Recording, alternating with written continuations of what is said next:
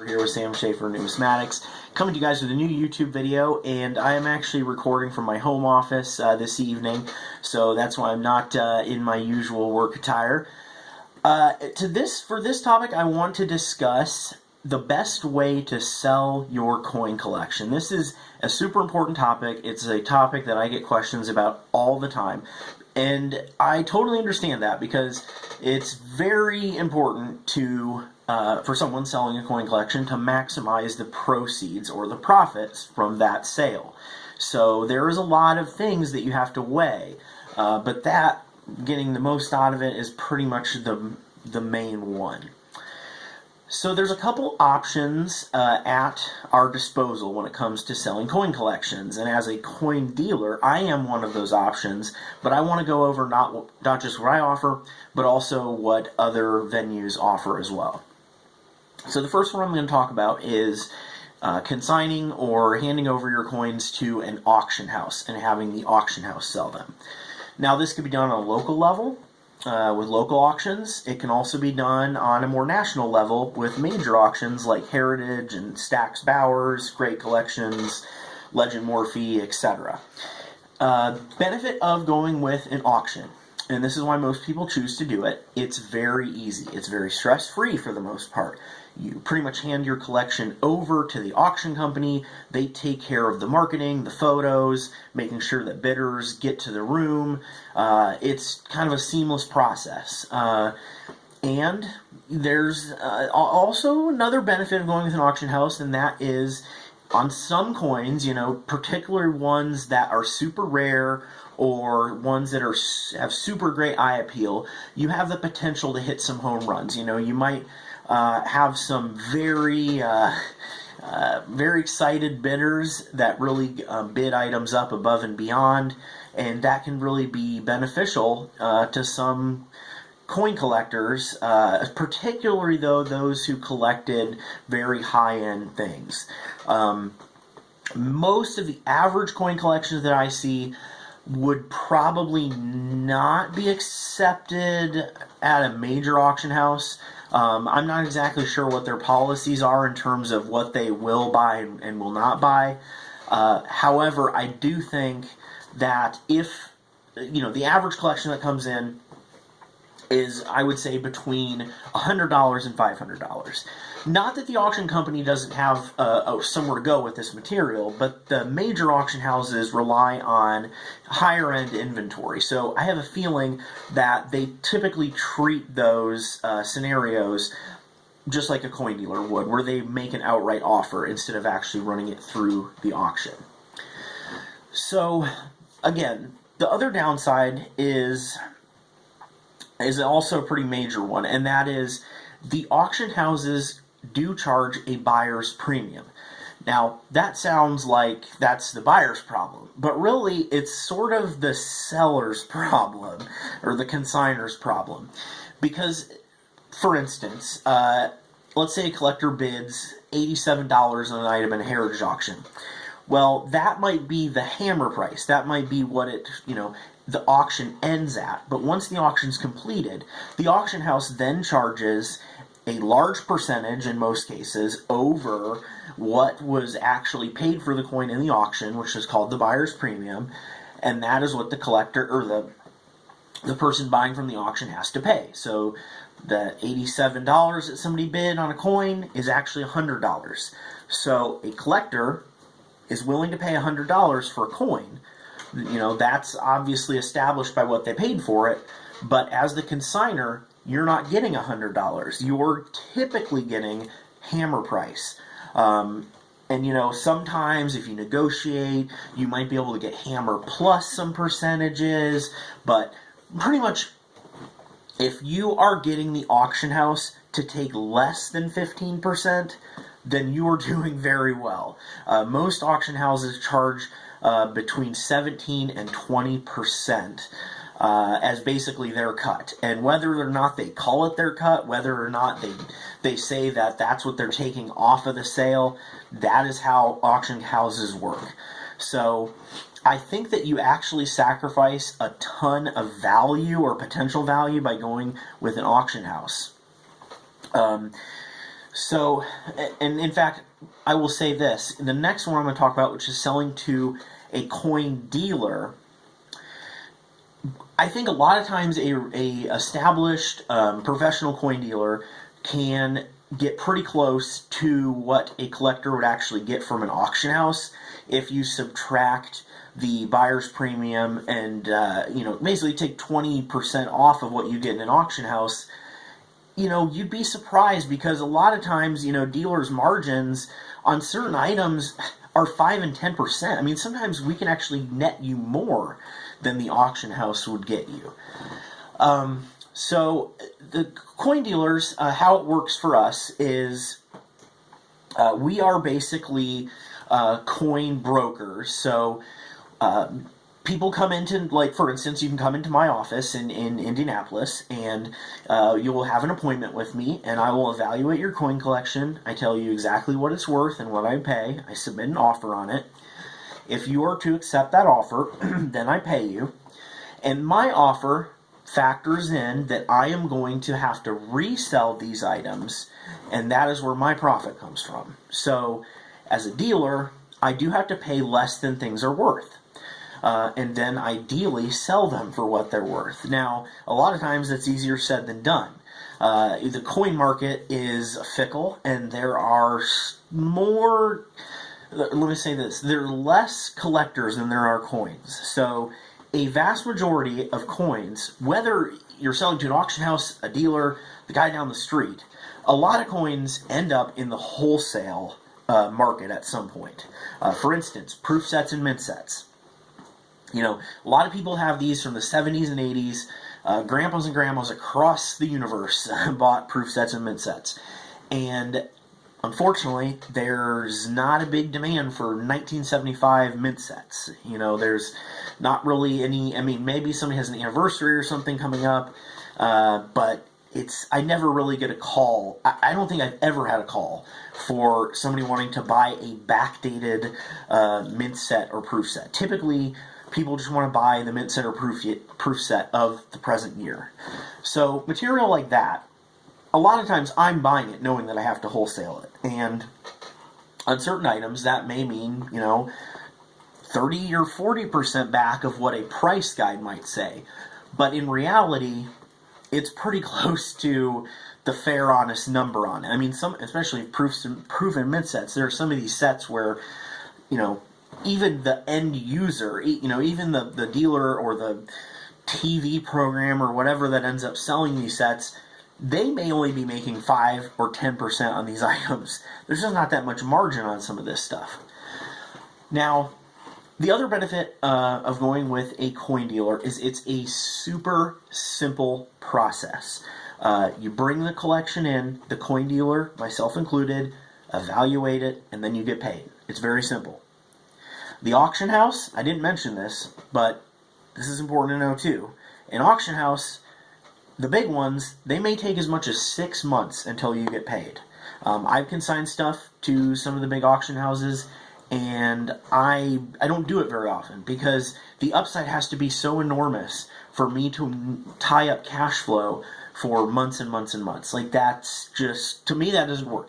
Now, for some of you, that may work better. I mean, that may work great. You may have all the time in the world, money's not an issue, you just want to maximize everything. If you're in that camp, then it's not a bad play, possibly. But it really depends on the material that you have. And to that effect, I would say, if you're someone that's on the fence about sending coins to a major auction house, let's talk. Let me look at your collection, or at least your inventory, and I would be happy to tell you whether or not I think it would be a good play to send it to major auction. I'm very honest about that. I really want to make sure that everybody is treated fairly. It's kind of my motto that if I can't help you, I want to make sure that you find the person that can. Now, so there's the options: coin dealer, auction house, and then there's one more main option to sell a coin collection, and that is doing it yourself, the old DIY, which, we are the DIY generation. Like, everything you can do, you just go on YouTube and you can give yourself your own brain surgery. I mean, kidding, but honestly, it's kind of crazy all the stuff that you can learn just by watching YouTube videos. I mean, nowadays, it's just all like everything from fixing the plumbing to changing the oil. I mean, there's videos on everything. So unfortunately, though, our industry does not have a lot of videos like this. Even, I mean, I've noticed that there's this big gap. There's a lot of misinformation. There's a lot of people that have channels with sort of clickbait, more or less. I mean, they say, look at this rare penny made of metal, it's worth $1 million. And to me, like, it's pretty obvious that these people are not putting out informative content. They're literally just getting subscribers and views so that they can monetize their YouTube.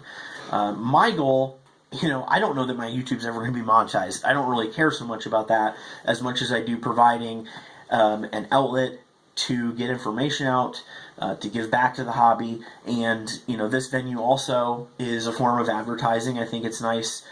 People kind of like to get to know their coin dealer first. We're obviously, in a tough profession that's kind of like the Wild West sometimes, and it helps to have a level of trust and understanding established with your dealer. And the YouTube videos allow me to have a conversation with my customers even before I've met them. And I think that's pretty cool. But anyways, on the subject of DIY, so a little tougher to do with coins, but there is enough information out there. If you're really diligent, you really scour, you can make a go of selling your collection yourself. And that may mean taking it to a show, setting up at a show, primarily eBay is an option. Now, I just got news about the new seller update, which is utterly terrifying, with the Wayfair versus South Dakota tax ruling. As sellers, we're going to have to start collecting sales tax, use tax on more and more states that are not even part of our state. I mean, I'm going to have to start collecting sales tax for sales like in Washington State, and I'm in Indiana. And of course, I don't get that money. The money goes to eBay and then it goes to the IRS. But I still have to report that on my taxes. And the worst thing is, these buyers from out of state are being doubly charged now. They're buying an investment, and yet they're being charged a use tax for the investment as well as capital gains when they go to sell it.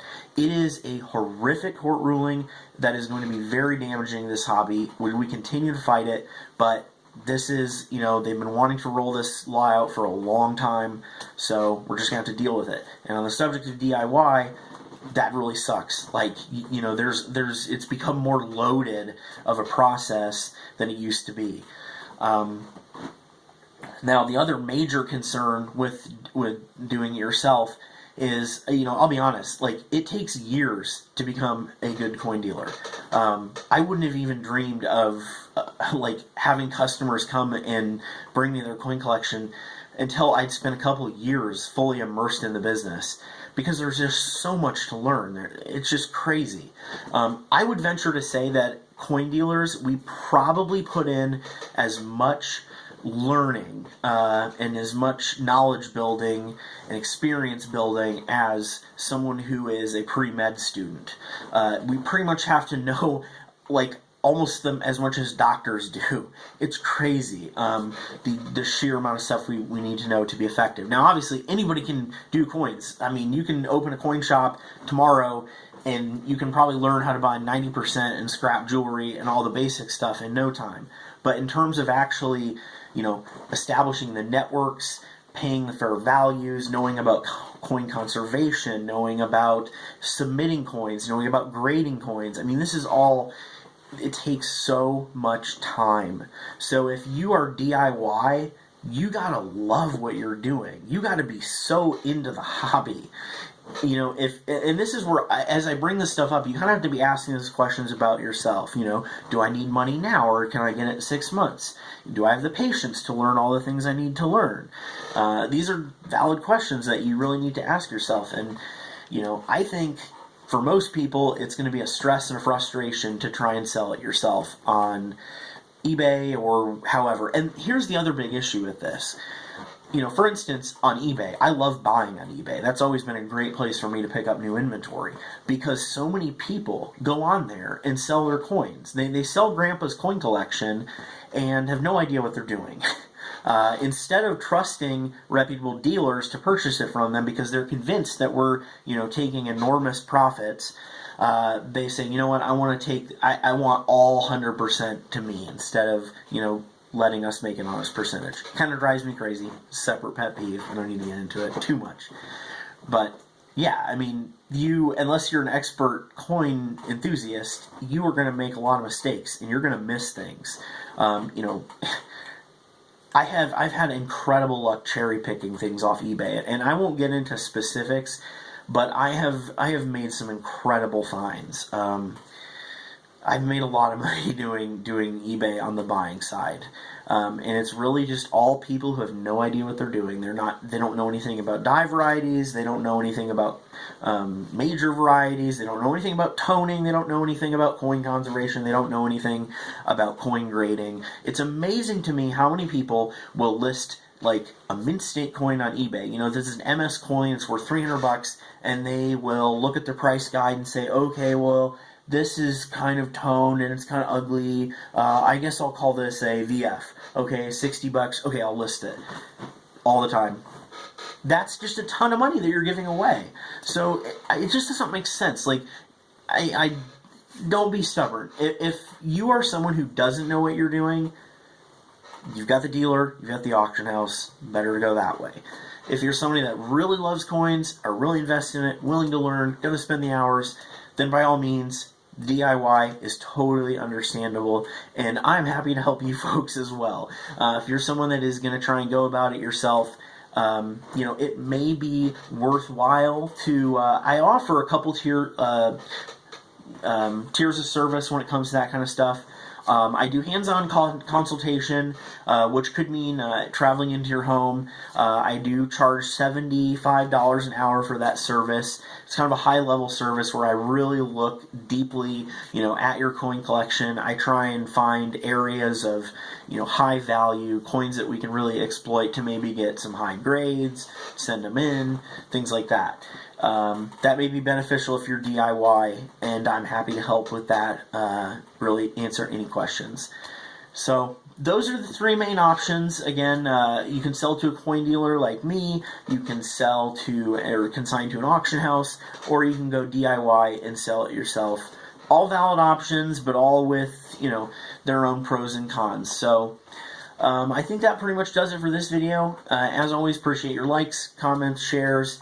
Don't hesitate to contact me with any questions. Again, I am located in Indianapolis, Indiana. Sam Schaefer Numismatics, open 6 days a week for any of your coin questions, concerns, or if you simply want to have a collection appraised or sell it, I will get you taken care of. So have a good evening, everyone, and I'll catch you in the next video. Thanks.